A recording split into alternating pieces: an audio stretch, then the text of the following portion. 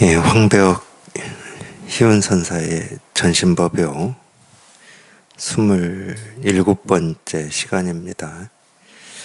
반야를 배우는 사람은 얻을 수 있는 한 법도 있음을 보지 않고 삼승에 대한 뜻을 끊는다. 예, 또 이제 이 반야라고 이름을 썼어요. 그러니까 예를 들어서 삼승이다. 예, 그러면은 이게 뭐 물론 이제 뜻은 성문영각 보살승해서 삼승이라고 그럽니다.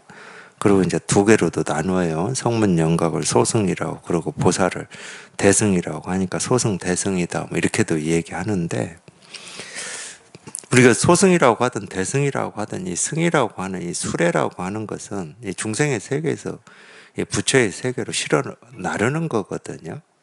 근데 부처의 세계에서 중생의 세계로 실어 나르는데, 어떤 이 소승의 그런 어떤 수행이나 이 방식으로는, 그러니까 소가 적다 이 말인데, 물론 이제 우리가 수행을 하다가 깨닫는 경우가 없다 할 수는 없습니다. 근데 그 원인이 수행은 아니에요. 이 깨닫기 위해서 하는 어떤 행위가 원인이 아니고, 우리가 이 깨닫는다라고 하는 것은 자기 마음을 한번 이렇게 깨닫는다고 하는 유일한 원인은 하나밖에 없어요. 있다 그러면 자기가 깨닫고자 하는 그 뜻입니다. 그거 말고는, 그걸 이제 불교에서는 발심이라고 그러는데, 그 발심이 우리를 깨달음에 도달케 하는 거거든. 근데 이제 발심이 있다 하더라도 그 발심만 가지고 깨달음에 도달을 하는 데에는 너무 많은 우여곡절을 겪고, 우여곡절을 겪어도 좋으니까 이 깨달음에 도달만 했으면 좋겠다 뭐 이럴 수도 있어요. 근데 역사적으로 보면은 이 발심만 가지고 우여곡절을 겪고 뭘 하다가 이 깨달음에 도달하는 경우는 극히 드뭅니다. 역사적으로. 근데 제가 없다고 할 수는 없죠. 가끔은 제가 뭐 이렇게 법회를 하면서 이렇게 살고 있지만은 그런 발심은 있는데, 자기 나름대로 뭐 이렇게도 해보고 저렇게도 해보고 그러다가 그냥 우연한 기회에 이렇게 이거를 이렇게 체험하신 분들도 있긴 있어요. 극히 드문 경우지만 있긴 있습니다. 예, 꼭 그거는 어떤 이 수행을 해서 깨달은 건 아니에요. 그래서 우리가 이 깨닫는데 어떤 이유가 있고 원인이 있다 그러면 유일한 겁니다. 자기가 깨닫고자 하는 뜻이 있다는 거예요. 뜻이. 이 뜻과 이 깨달음이라고 하는 이게 이렇게 한번 맞아 떨어졌을 때 우리가 이 분별에서 생각에서 벗어나는 그런 경험을 하게 되는 건데, 그렇게 일어나는 거는 제가 볼 때 번개 맞아서 산불 나는, 그건 자주 일어나나? 나무끼리 이렇게 바람에 부딪혀가지고 산불 일어나는 이 정도 확률인 것 같고요. 제가 볼 때는. 그래서 이제 이 역사적인 경험을 우리가 보는 겁니다.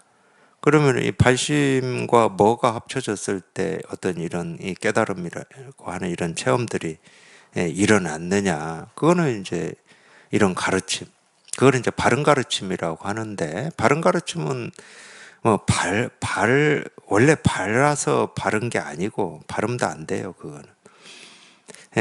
뭐가 이렇게 딱 맞아서 바른 게 아니고, 중생의 이 분별, 망상, 착각을 어디 오도 가도 못하게 그냥 딱 가로막는 가르침이 바른 가르침인 겁니다. 그걸 바른 가르침이라고 그래요. 아니, 이 생각이라든지 우리 분별 망상이라고 하는 거를 힘을 쓸 수 없게 만들어버리는 그런 감옥에, 그걸 이제 감옥에 가둔다고 그러는 건데, 그걸 바른 가르침이라고 그래요.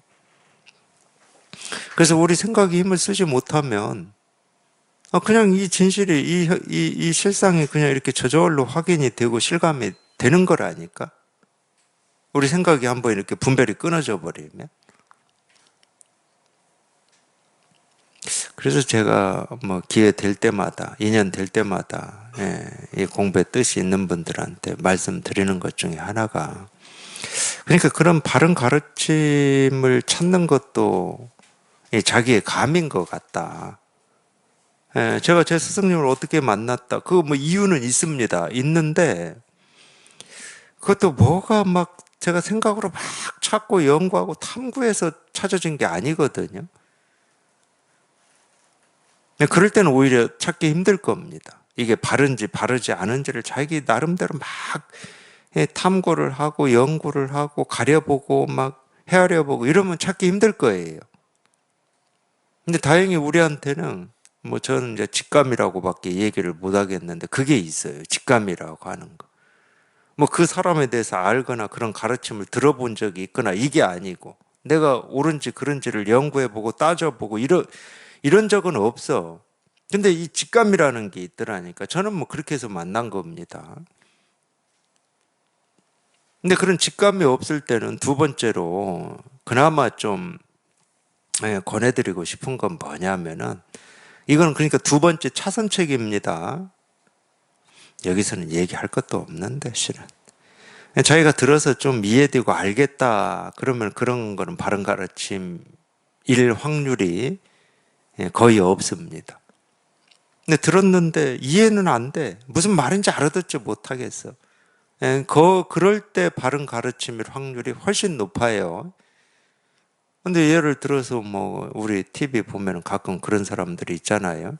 혼자 그 뭐 외계인 언어다 해가지고 막 우리 알아듣지 못하는 얘기 하시는 분들이 있잖아. 그럼 그것도 못 알아들으니까 바른 가르침일 확률이 높은 거냐? 그건 아닙니다. 그거하고는 달라요. 그래도 그 정도 감은 있으시잖아. 마음 공부 하신다는데. 그런 얘기가 아니고, 분명히 이 실상을 가르치고 도를 가르치고 도를 얘기하고 마음을 얘기하는데, 들어보면 도가 뭡니까? 이겁니다. 보통 예를 들면, 도가 뭡니까? 근데 책상이나 두드리고 뜰 앞에 잣나무다거나 하고 똥 닦는 막대기다거나 하고 호떡 벽돌이다거나 하고 그럼 도대체 알아들을 수가 없잖아. 내가 아는 호떡은 우리 알고 있죠? 내가 아는 뜰 앞에 잣나무 다 알고 있죠? 그런 건데 그걸 부처라고 하고 도라고 하고 실상이라고 하고 깨달음이라고 하니까 보통 상식적인 사고나 판단을 하는 입장이다 그러면은 충돌이 딱 되잖아. 부처일 리가 없잖아. 뜰 앞에 잣나무가. 뜰 앞에 잣나무는 나무지 그게 무슨 부처야. 이 정도 사람은 굉장히 상식적인 겁니다. 그런 상식적인 게 있어야 돼요. 근데 예를 들어서 부처님이 하신 말씀이니까 저게 도겠지 이러면은 그건 상식적이지가 않죠. 그런 걸 이제 우리가 맹목적이라고 그럽니다. 근데 그런 사람은 공부하기 힘들어요. 충돌이 딱 나버리잖아. 내가 지금까지 배우고 익히고 안 걸로는 뜰 앞에 잣나무는 그냥 사물이고 나무인데 그걸 부처라고 하니까 딱 충돌이 나지. 근데 이거를 내가 어찌할 수가 없잖아. 내가 지금까지 배우고 익히고 안 거를 따라서 살 것 같았으면 마음 공부를 안 할 거고. 내가 배우고 익히고 안 거를 가지고 사는데 문제가 없으면 마음 공부를 왜 합니까? 그렇게 살아왔는데 문제가 있고 갈등이 있고 번뇌가 있고 해결되지 않는 삶에 일이 있으니까 우리가 마음 공부를 하는 거잖아. 그러면은 이 도를 가르치고 깨달음을 얘기하는 사람의 말도 한 반 믿고 그렇다고 내가 배우고 익히고 경험해 온 것을 완전히 버릴 수는 없잖아. 그 당시에는. 그러니까 딱 상충이 되는 거지.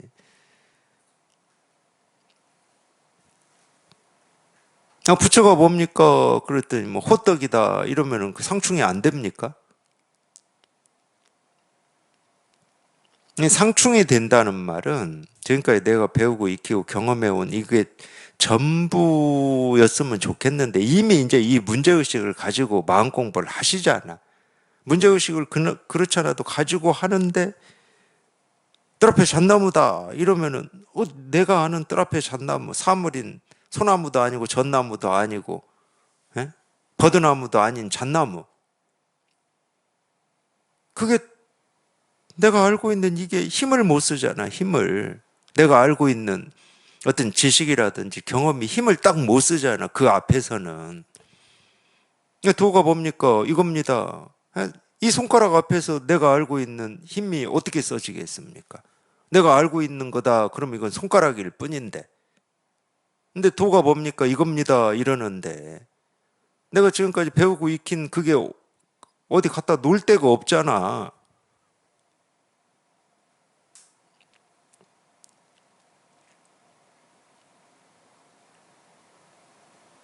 그런 가르침이 그나마 좋은 가르침인 거예요. 그 정도 감은 있으셔야 된다는 거야. 제대로 공부를 하시려면. 왜냐하면 왜 제대로라고 하냐면은 우리 이 분별심이 죽지 않고서는 절대 못 깨달으니까. 경전은 다 그거를 얘기하고 있어요. 반야신경만 봐도 원리 전도몽상 구경 열반이다 하고 딱 얘기하고 있다니까. 뒤집어진 허망한 생각으로부터 멀리 벗어나는 거. 원리. 그게 구경 열반이라는 거야. 이게 깨달음이라고 하는 것은 별거 없습니다. 실제로는. 깨달음에 대해서는 우리는 조금 더 궁금해할 필요도 없고 관심을 가질 이유가 없는 거예요. 원래부터 있는 거니까 깨달음 아닌 게 없는데 뭐. 물속에 사는 물고기가 물을 걱정하고 살겠습니까? 물이 있을까 없을까를 걱정하고 살아요. 우리는 이제 폐로 호흡을 하잖아요. 우리 공기 걱정 안 하고 삽니다. 그러니까 들이쉬고 내쉬는 이 호흡으로 살아가고는 있지만은 호흡에 대해서 한 번도 신경을 안 쓴다니까. 물론 이제 공기 질이 갑자기 나빠져가지고 막 숨이 안 쉬어지고 이럴 때는 신경을 쓰겠지. 네, 그건 다른 차원의 문제고. 신경 안 쓰고 살잖아요. 그러니까 도가 뭡니까? 이거 물을 게 없다니까, 실제로는. 도가 뭔지를 아는 공부를 하는 게 아니야, 우리는. 깨달음이 뭔지를 아는 공부를 하는 게 아니야. 중생의 병을 치료하는 공부를 하는 거예요. 자기도 모르게 가지고 있는 그 병을 치유하는 공부를 하는 거야. 그 병이 치료되는 게 해탈이고 열반이에요. 그게 깨달음이고 도고 실상이고 부처야, 그게. 병이 치료되는 게 건강이라고 우리가 이 얘기를 하듯이 건강은 병이 치료되는 거잖아요. 부처, 해탈, 열반, 도, 깨달음, 마음, 진여, 자성이라고 하는 어떤 그런 게 따로 있는 게 아니고 자기도 모르게 병들어 있는 중생의 병은 분별망상밖에 없어요. 다른 병은 없어. 몸이야 우리가 이리저리 해서 병이 이렇게 들죠. 노화도 되면은 병이라고도 하고 그러는데 몸은 그런 건데 마음은 이 몸처럼 모습이 없기 때문에 병이 없어. 그래서 병이다 할 수 있는 거를 우리가 이 얘기를 하자 그러면은 우리 분별망상밖에 없습니다. 아무 병이 없는데 병이 있다고 착각하는 그 병밖에 없는 거야.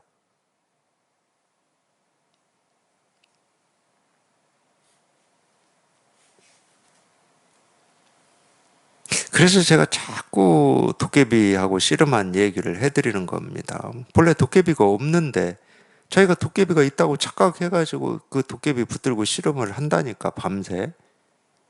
그 착각을 하면 우리 그렇게 합니다. 없는 걸 있다고 착각해가지고 그게 사실처럼 드러나니까 그걸 붙들고 씨름을 해요. 불교 경전에서는 그런 얘기를 했죠. 허공꽃이라고. 허공에 꽃이 없어요. 근데 자기 눈에 병이 들어가지고 허공에 꽃이 드러나니까 꽃이 있다고 우기는 것처럼. 그러면 허공에 이렇게 드러난 꽃을 없애야 되겠습니까? 눈에 병을 없애야 되겠습니까? 허공에 드러난 꽃은 없앨 수가 없지. 그건 실체가 없는데. 자기 눈에 병이 있어가지고 없는 게 있는 것처럼 보일 뿐이지. 그러니까 우리 착각, 망상, 분별이라고 하는 것도 딱 그거예요. 마음에는 병이 없어요. 마음에는 어떤 모습이 없어. 그러니까 깨끗하다고 그러지. 청정하다 이런 말을 하는 거거든. 근데 자기가 희한하게 착각을 해가지고 마음에 온갖 병이 있는 것처럼 그게 사실이고 현실인 것처럼 그렇게 살고 있는 거거든. 그러니까 그 착각하는 병만 치료되면 되는 거야. 그 착각하는 병만 치료되면 그냥 깨끗한 거지. 본래 깨끗한 거지. 그걸 우리가 해탈이다, 열반이다, 정멸이다, 깨달음이다, 도다, 부처다, 본래 마음이다, 진여자성이다. 이 온갖 이름을 붙여서 부르고 있는 거예요. 그거를. 부처는 따로 있는 게 아닙니다. 부처는 본래 갖춰져 있어. 진여자성 본래 갖춰져 있어. 지혜 본래 갖춰져 있어요.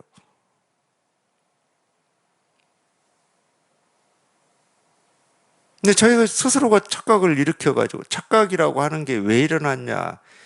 이런 거를 참, 그러니까 이 유식, 불교의 이 대승불교의 큰 흐름 중에 하나가 이 유식 불교인데, 유식에서는 이거를 너무 그냥 시시콜콜 자세하게 분석을 해가지고 이야기를 해놨어요. 예, 물론 이제 이 소승 불교에서도 우리 분별이 어떻게 일어나는지를 12지 연기라고 해가지고 얘기를 해놨습니다. 그 굉장히 시시콜콜하게 얘기를 해놓은 거예요. 그런 얘기를 왜 그렇게 해놓냐면, 공부하는 사람들이 믿음이 부족하니까 해놓은 거예요. 믿음이 있다 그럼 그런 얘기 할 필요가 없습니다. 우리가 왜가 어디 있어요? 분별하는데. 예를 들어서 이 도깨비가 있다고 착각해가지고 씨름하고 있어. 너 왜 도깨비 있다고 착각하는 거야? 그걸 그 사람이 어떻게 알아? 예를 들어서 귀신이 보인다는 사람, 너는 왜 귀신이 보여? 그럼 그 사람이 압니까? 보여, 그 사람은. 근데 그게 자기 환상이야, 착각이고.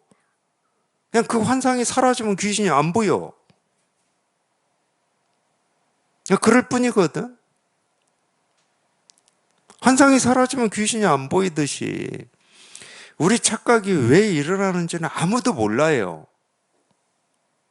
근데 뭐는 우리가 할 수 있냐면 착각을 왜 하고 분별을 왜 하고 망상을 왜 하는지는 누구도 몰라. 근데 우리는 뭐는 할 수 있냐면 그 착각 망상에서 벗어날 수는 있는 거야.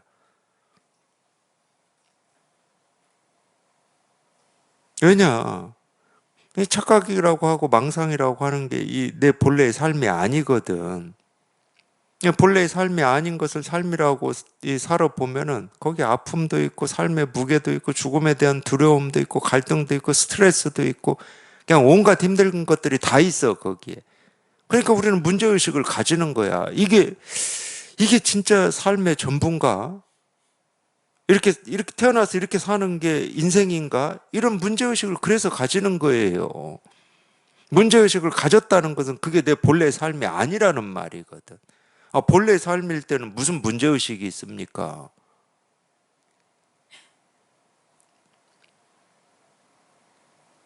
우리 동양에서 쓰는 말대로 스스로 그러할 뿐인데 거기에 무슨 문제가 있냐고. 예를 들어서 해가 뜨고 지는데 문제가 있습니까? 바람이 불고 비가 오고 햇볕이 내리쬐는데 무슨 문제가 있어요? 그거를 스스로 그러할 뿐이라고 그러는 거야. 거기는 무슨 일이 없어요. 문제가 없어. 갈등이 없고 번뇌가 없어. 거기에는. 우리 삶도 본래 그런 거거든. 근데 희한하게 이유도 알 수 없고 시작도 알 수 없는 때부터 우리가 분별을 해버린 거예요. 성경에서도 왜 분별하는지는 안 가르쳐 줍니다. 딱 그렇게만 나오죠. 선악과라고만 나오지. 선과 악을 분별을 해버렸다는 거야. 그 순간 에덴 동산에서 쫓겨나는 거야.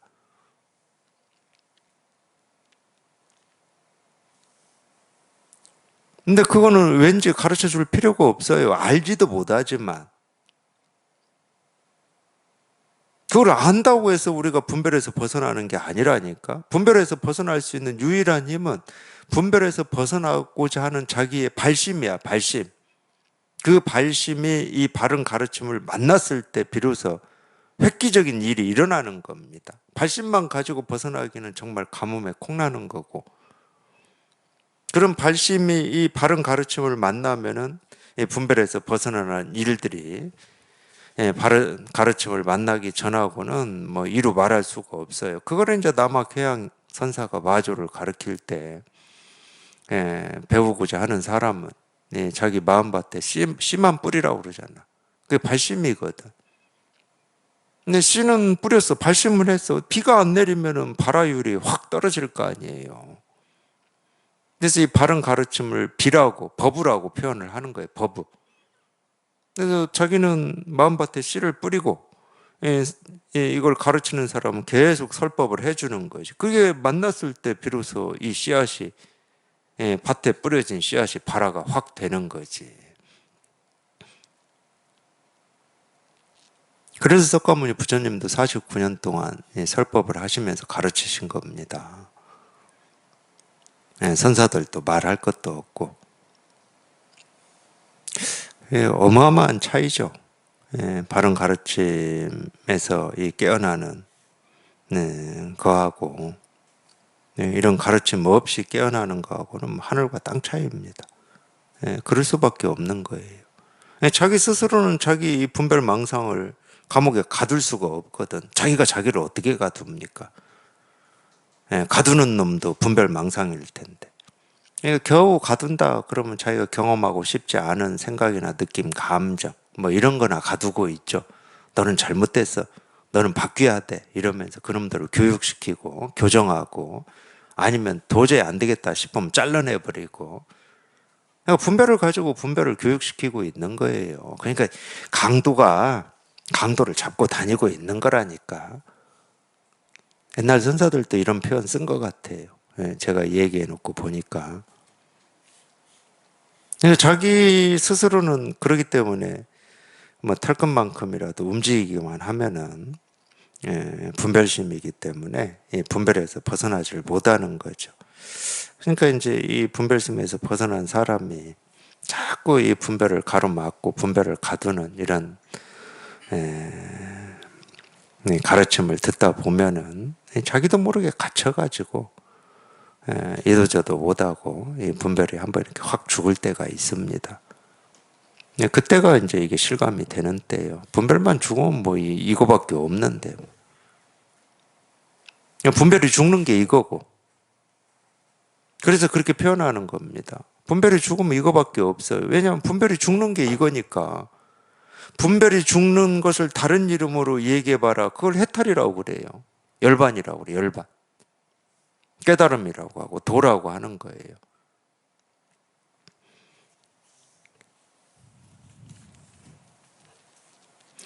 근데 여기는 이제 이 반야라는 말이 나와서 제가 이렇게 길게 얘기를 했는데 실제로는 뭐 삼승이다. 그래도 이 삼승이 다 이 법을 얘기하는 겁니다. 근데 이제 우리가 이제 이런 가르침을 남겨놓으면은 그렇잖아요. 불교에서도 그렇잖아요. 석가모니 부처님의 말씀이다 하고 남겨놓고 조사 선사들의 이 가르침이다 하고 남겨놓으면은 그 가르침을 듣고 자기 분별이 부서져 가지고 이 실상에 이렇게 한번 확 통하는 이렇게 공부가 돼야 되는데 그 가르침 말들을 가지고 이렇게 따지고 헤아려요. 이건 이런 말이다. 그러니까 뭐 팔정도다 그러면은 뭐 또 그 하나하나 가지고 이 바른 말은 이런 거고 뭐 바른 생활은 이런 거고 뭐 바른 정지는 이런 거고 그 하나하나의 뜻을 따져가지고 그렇게 해야 되는 것처럼 왜 부처님이 하신 말씀이니까 그렇게 해버린다니까 공부를. 그러니까 전부 이제 삼성에 대한 뜻을 배우고 있는 거예요. 근데 그건 삼성이 아니죠. 말을 배우고 있는 거지. 문자를 배우고 있는 거고. 그런 걸 마음 공부라고 그걸 불법을 공부한다고 그러면은 큰일 나죠. 그러니까 또 그렇게 공부하고 있기 때문에 이런 표현을 쓰는 겁니다. 반야라는 말을 또 만들어내. 왜 이 반야라고 하는 건 이제 우리말로 하면 지혜인데 지혜. 이 지혜라고 하는 것은 우리가 배우고 익혀서 아는 게 아니거든. 본래 갖춰져 있는 거예요. 예를 들어서 우리가 이 금이라고 하는 거를 모르겠어요. 그 어떤 사물이고 물질이니까 뭐 어떤 그 뭐 화학이나 뭐 이런 걸 통해서 막 배합해 가지고 만들어낼 수 있다. 뭐 그러면 이제 비유로 적절치가 않은데 그런 게 아니다. 그러면은 그러면 보통 우리가 광물로 캐죠. 뭐 바위에서 캔다고 그러잖아요. 본래 금입니다. 근데 그 금은 그 금에 이것저것이 섞여 있어요. 이런저런 광물이 섞여 있다는 거지. 그래도 금은 금이야. 예를 들어서 18K, 14K 순금 이런 말 하잖아요. 섞여 있다는 말이잖아. 그러면 이게 순금이 되는 과정은 뭐겠습니까? 금은 금인데 순금이 되려면 이 금에 섞여 있는 불순물을 빼내는 겁니다. 우리 마음도 똑같아요. 이 마음은 오염이 안 돼. 빼낼 불순물이 없어, 실제로는.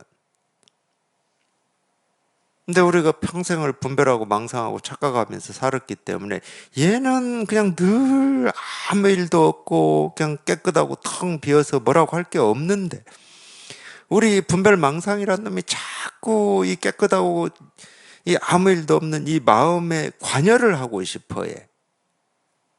그러니까 불순물이다 그러면 그 관여하고 싶어 하는 그 버릇밖에 없는 거예요. 그러니까 그 버릇을 때려 잡는 거야. 그 버릇을 때려 잡으면은 그냥 이거밖에 없는 거지. 깨끗한 이거밖에 없어요.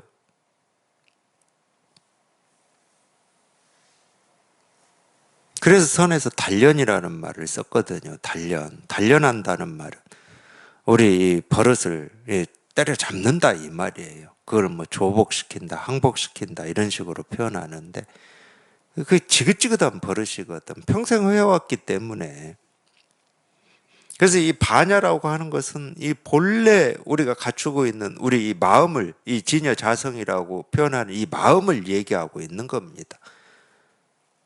그래서 이 지혜라고 하는 건 우리가 배우고 익혀서 닦여지는 게 아니에요. 본래 있는 거야.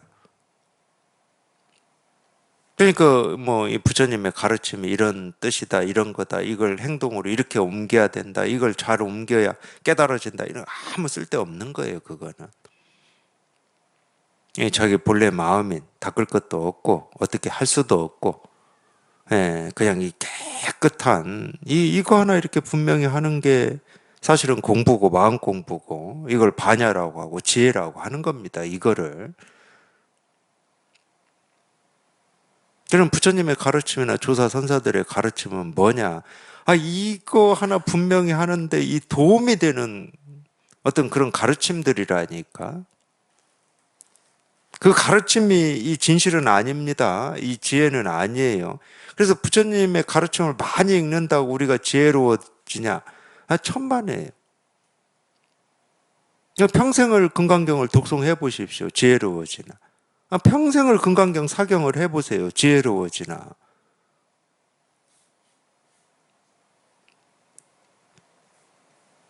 그런 건 아니에요.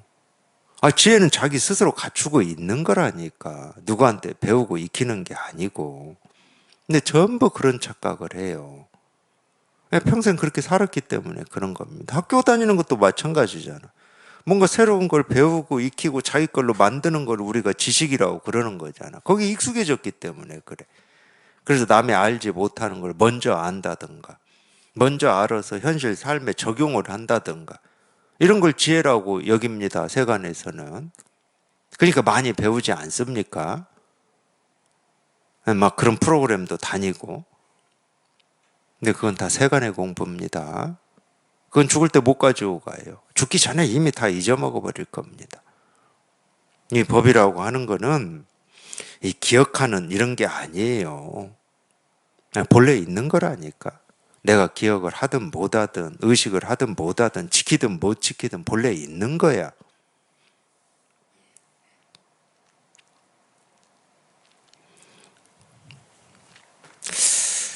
예를 들어보면 이 지혜라고 하는 게 뭐냐. 그냥 이 사람을 빼고 우리 어떤 살고 있는 어떤 세상을 얘기해 보면 우리가 그렇게 얘기할 수 있잖아요. 이 거대한 허공이 있어요. 이 허공에 해가 뜨고 지기도 하고 바람이 불기도 하고 바닷물이 출렁이기도 하고 뭐 강이 흐르기도 하고 사람이 뛰어서 살기도 하고 이러잖아요. 그러면 이 지혜를 누가 쓴다고 해야 되겠습니까? 이 허공이 쓰는 거거든. 이 허공이 쓴다. 뭐 이렇게 얘기를 하듯이 우리 마음이 딱 그런 거거든. 우리 마음이. 그러니까 이 육신이라고 여기고 있는 이 내 안에 갇혀 있는 게 아니에요. 우리 마음은. 대표적인 착각이 그거거든. 내 안에 갇혀 있는 거다. 그럼 우리가 기억할 필요가 있는 거지. 근데 우리 마음이라고 하는 것은 이 육신이라고 하는 여기에 갇혀 있는 그런 게 아니야. 그러니까 알고 모르고 할 때는 이 육신이라고 하는 걸 중심으로 얘기를 하는 겁니다. 내가 아냐 모르냐. 이 나라고 하는 이 육신이 아냐 모르냐를 중심으로 얘기를 하는 거야. 그러니까 거기에는 내가 있는 거예요. 근데 우리 마음은 그런 게 아니야. 여기에 갇혀 있는 게 아니에요.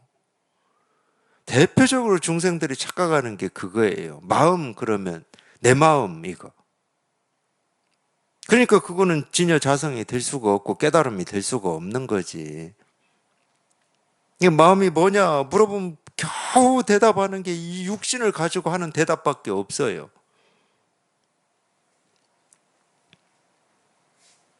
그럴 수밖에 없죠. 예, 육신을 나라고 우리가 굳게 믿고 의지하고 살기 때문에.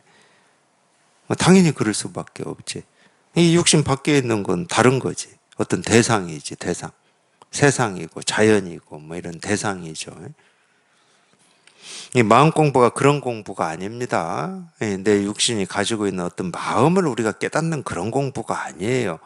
그러니까 불교를 얘기할 때 그렇게 얘기하잖아요. 이 세계의 실상, 우주의 실상을 우리가 통달하는 공부다 그러잖아요. 그게 마음입니다. 이 세계 우주의 실상이라고 하는 게 마음이라는 거라니까. 겨우 이 몸뚱아리에 가지고 있는 그걸 얘기하는 게 아니에요. 근데 그 마음은 이 몸뚱아리라고 하는 모습에도 그냥 그대로 조금도 부족함 없이 다 드러나 있어요. 아무리 작은 모습이라 할지라도 조금도 부족함 없이 드러나 있고, 아무리 큰 모습이다 하더라도 이 조그만 모습에 드러난 이 마음하고 똑같은 마음이 드러나 있는 겁니다. 왜냐면 마음에는 크기가 없거든. 모습이 크지 마음이 큰 건 아니야. 모습이 작지 마음이 작은 건 아니라니까.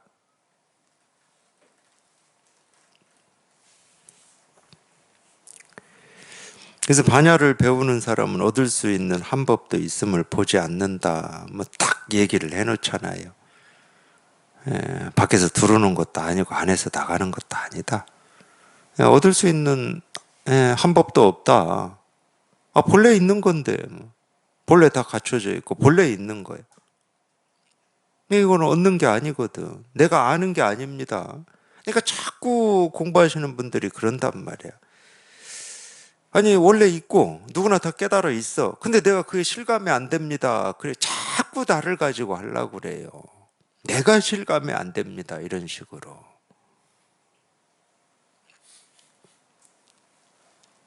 그래서 제가 언젠가 그런 표현을 썼는데 제가 체험하고 얼마 안 돼서 썼을 겁니다. 저 같은 사람이 특히 그런 거거든. 이 세상의 모든 일을 나한테 끌어와서 내가 이해되고 내가 설명되고 뭐 이래야 되는 뭐 하여튼 그런 입장으로 살았어요, 제가. 그러니 마음 공부를 한다 하더라도 그냥 내가 깨달아야 되는, 내가 이 깨달음이 어떤 건지를 알아야 되는. 그래서 저는 수행이라고 하는 것을 택했던 것 같아요. 내가 뭐 이 사람이 보통 사람이 할 수 없는 그런 이 수행이라고 하는 걸 통해서 이 깨달음이 얻어지는 것처럼. 그러니까 저는 나를 엄청 강조했습니다. 나라고 하는 거를. 저도 모르게 저를 강조를 했죠. 저를 나라고 하는 걸 앞세우고. 늘 나지, 나. 내가 해야 되는 거니까. 내가 수행을 해야 되고. 그러니까 자기 스스로를 보통 사람이 할 수 없는 어떤 의지, 이런 걸로 조장을 했던 것 같아. 자기 스스로를. 본래 그런 사람인지 아닌지는 모르겠지만, 막 그렇게 조장을 해 나가야 돼. 그래야 수행을 할 수가 있잖아. 솔직히 말씀드리면 하다 보면 얼마나 하기 싫은데요, 그거. 그러니까 저 같은 사람은 늘 이 나라고 하는 이거를 그냥 굳게 쥐고 마음 공부도 했어요. 수행할 때도. 근데 제가 이제 다행히 제 스승님을 만나서 이렇게 설법을 듣고 체험을 해보니까 그동안 내가 하려고 했던 건 뭐냐면은 이 한 방울의 물이 바다를 끌어와서 바다가 되려고 했던 거예요. 한 방울의 물이.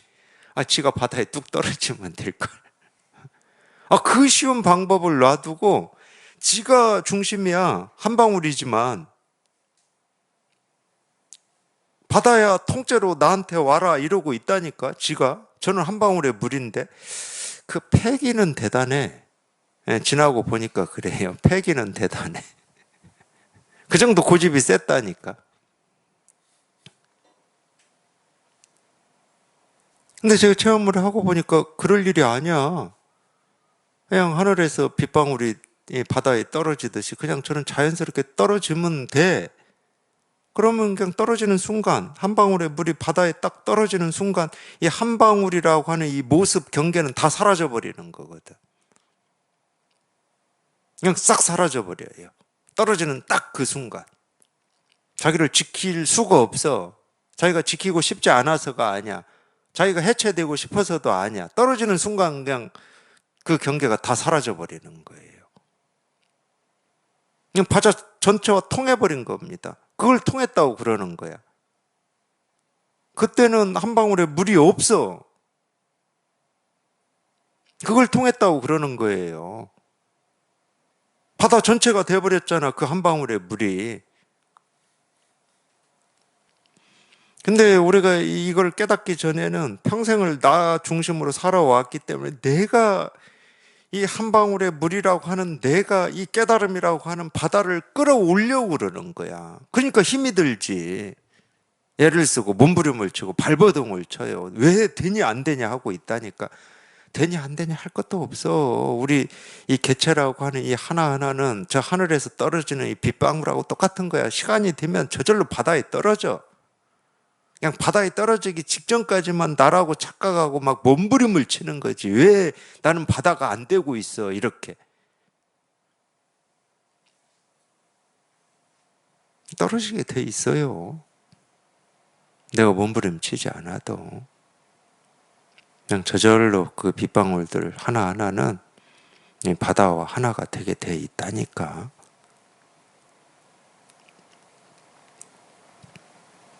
그래서 제가 힘쓰지 말라고 그러는 거예요. 저처럼 힘쓰지 말라고. 힘써봐야 자기만 힘들고 화송세월 하는 겁니다. 그냥 다 가르쳐 드리고 보여드리고 그러니까 그냥 힘 빼고 뭐라고 그러죠? 그냥 가능하면은 편한 마음으로 도가 뭡니까 이겁니다. 부처가 뭡니까 이겁니다. 이렇게 들으시면 돼. 물론 이게 뭐 우리가 여기에 통하기 전까지 100% 되겠습니까? 100%는 안 됩니다. 그래도 지금 여기 이렇게 통하지 않아가지고 갈증이 있고 목마름이 있는데 어떻게 100%가 되겠습니까?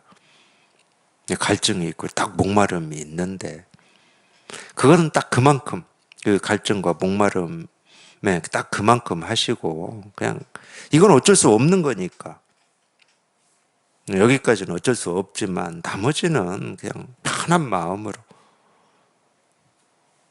그냥 듣다 보면 저절로 그 빗방울이 바다에 떨어지듯이 듣다 보면 자기도 모르게 저절로 여기에 통해지거든요.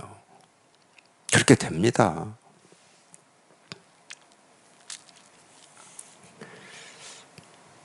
하여튼 그렇게 느껴졌어요.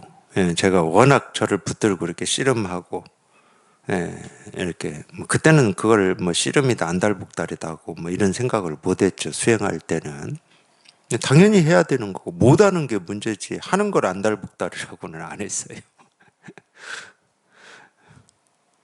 근데 지나고 보니까 그렇더라고요. 지나고 보니까 제가 여기 이렇게 딱 통해서 이게 이렇게 분명해져 보니까 안달복달한 시간이더라고. 먹고 살려고 안달복달한 거나 깨닫겠다고 뭐 깊은 산속 들어가서 수행하면서 안달복달한 거나 아무 뭐 차별이 없더라고. 근데 그건 있죠. 솔직히 말씀드리면 뭐 다 장단점은 있겠지만 먹고 살려고 안달복달했으면은 그래도 뭐 이렇게 집이라도 있고 직업이라도 있었겠죠. 근데 무슨 깨닫겠다고 산속 들어가서 안달복달했더니 뭐 벌어놓은 돈도 하나도 없고 집도 없고 뭐 아무것도 없더라고. 뭐 그 차이는 있더라고. 그 차이.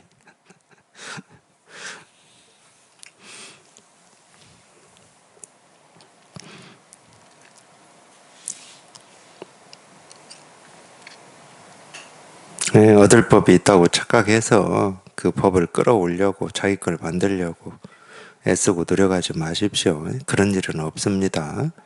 그냥 다 이렇게 드러나 있고 다 보여드리고 있어요. 다 가르쳐 드리고 있고 조금도 부족함 없이 딱 보여주고 있습니다. 아무 부족함이 없어요. 여기는 아무 부족함이 없습니다. 그냥 일이에요. 다른 일이 아니고 일이야. 따로 찾으려고 하지 마시라고. 지금 이렇게 눈앞에 분명한 거니까. 늘 분명한 겁니다. 이건 생기고 사라지는 게 아니에요. 제가 손가락을 들든 책상을 두드리든 볼펜을 들든 늘 이렇게 있어요. 늘 이렇게. 근데 모습만 따라서 분별하니까 이건 볼펜이고 이건 손가락이고 이건 책상을 두드리는 소리다 이러시는 거지. 그건 전부 모습을 따라서 소리를 따라서 분별만 하는 겁니다. 근데 그렇게 분별하는 하나하나에 내가 찾고 구하고 얻고자 하는 이 진여, 자성, 실상, 깨달음, 도, 부처라고 하는 게 이렇게 다 드러나 있습니다.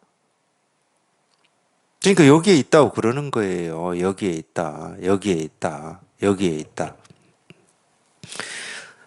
이거를 따로 찾으려고 하지 마시라는 거예요. 따로 찾으려고 하니까 자꾸 부처님이 하신 말씀의 뜻을 헤아리지. 그 뜻은 헤아릴 필요가 없다니까.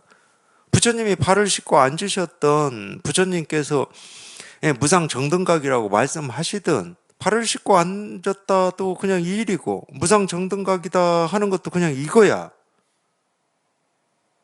모습을 보면 차별이 있지. 무상정등각하고 발 씻는 거하고 얼마나 큰 차별이 있습니까? 자기가 분별해버리면. 어떻게 이유 없이 바르고 평등한 깨달음하고 발 씻는 거하고 비교를 하냐고 할 거 아니에요. 모습을 분별해버리면. 근데 발을 씻는 게 이거고 이유 없는 바르고 평등한 깨달음이다라고 말하는 게 이거라니까. 근데 부처님이 하신 말씀을 무슨 뜻을 헤아릴 게 있어요. 그냥 팔정도 하는 게 이건데 거기서 8가지를 일일이 또 막 이 얘기를 해서 이건 이 뜻이고 저건 저 뜻이다라고 헤아려야 됩니까? 그럴 일이 아무것도 없거든. 그래서 삼성에 대한 뜻을 끊는다 그러잖아요. 반야를 배우는 사람은 삼성에 대한 뜻을 끊어버리라고. 저희는 이제 뜻을 끊어라 이렇게는 잘 말 안 하고 책 보지 말라고 그러죠.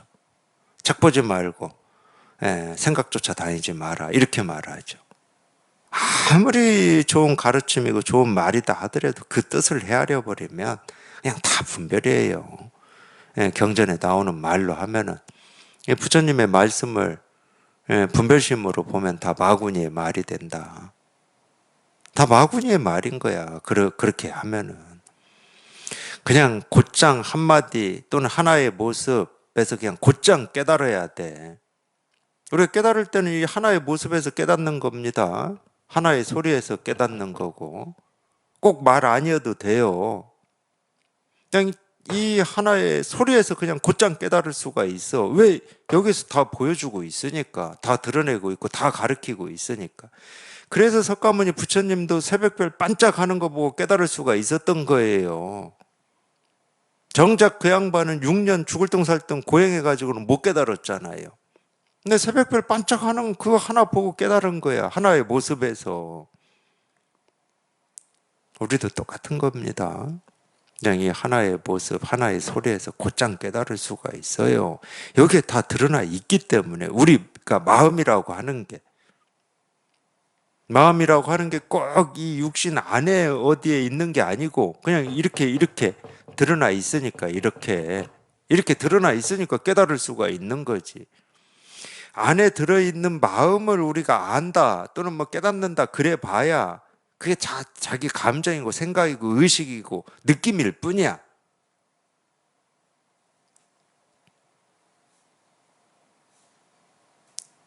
그래서 이 깨달은 마음이라고 하는 것은 달리 얘기하면 우주의 마음이거든. 우주의 마음. 그냥 이 마음. 안에 있는 것도 아니고 밖에 있는 것도 아닌 그냥 이 마음. 이 마음 하나 깨닫는 거예요. 안에 있는 것도 아니고 밖에 있는 것도 아닌 이 마음입니다. 이 마음 하나 깨닫는 거, 이 마음 하나.